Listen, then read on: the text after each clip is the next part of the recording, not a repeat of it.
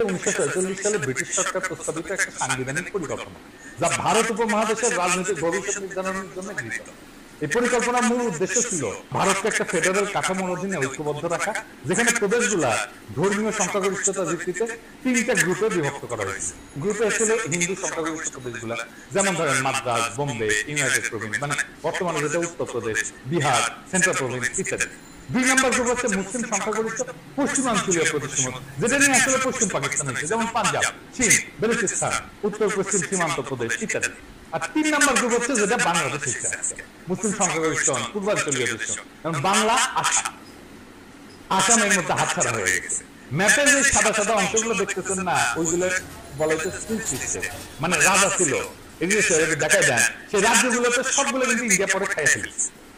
আজকের দিনেও পশ্চিমবঙ্গের সরকার হিসেবে 27% মুসলমান জনগোষ্ঠী, আসামে সেটা 34% বেশি।